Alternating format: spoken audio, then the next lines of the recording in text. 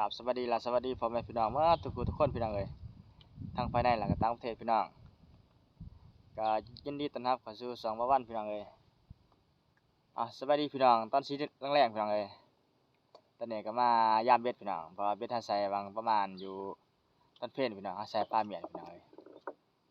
ตอนนี้ก็เป็นเวลาอยู่ 4:00 น 4:00 นไปหา 5:00 นแล้วพี่น้องเฮาสิก็สิมายามเบ็ดพี่น้องมากับลูกชาย2คนพี่น้องเอ้ยว่าสิบ่เพิ่นมานำดอกพี่น้องแต่เพิ่นก็ผัดซอจะมานำอีกเด้อบ่มานำก็ให้พี่น้องจักมานำพ่ออีกจักมาเบิ่ง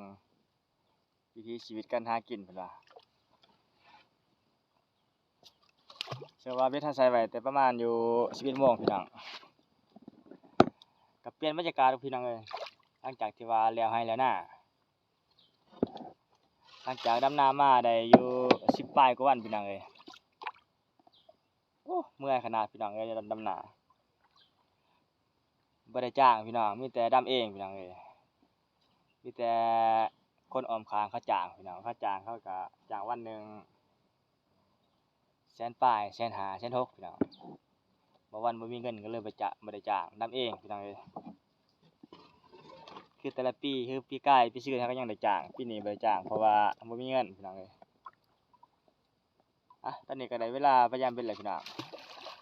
ไปลุ้นกันพี่น้องเอ้ย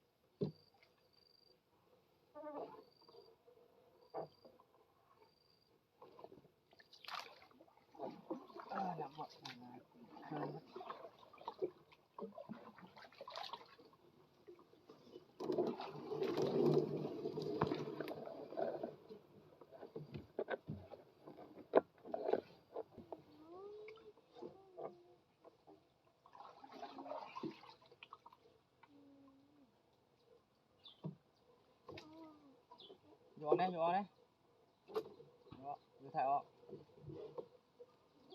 ได้เอา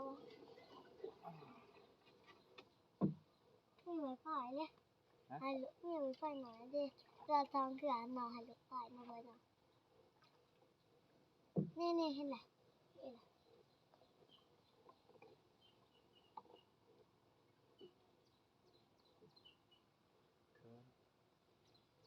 น้ำบกไว้ร้ายพี่น้อง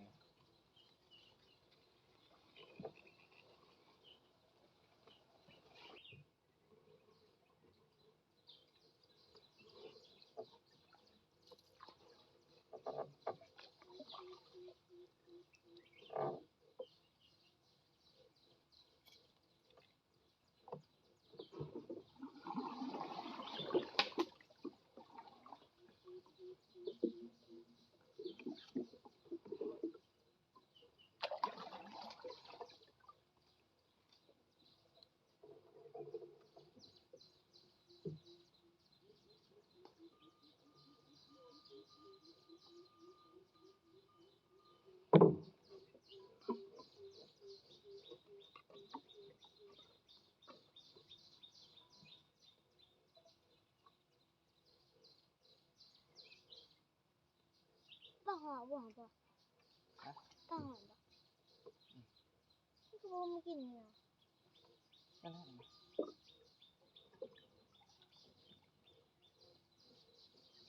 เชื่อก็กินเนื้อเนาะ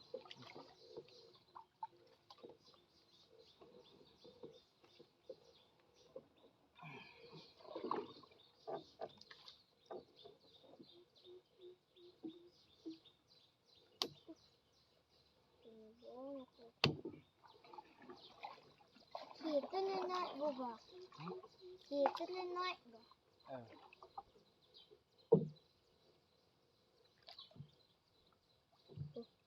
ทุกคนทุกคน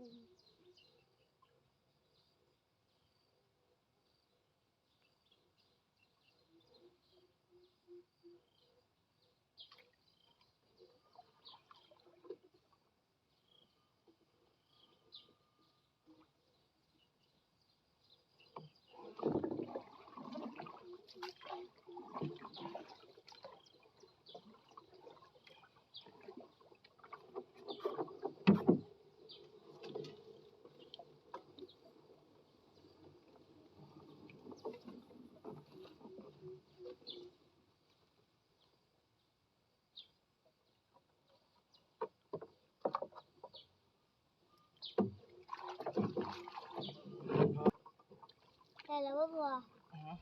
ได้แล้วบ่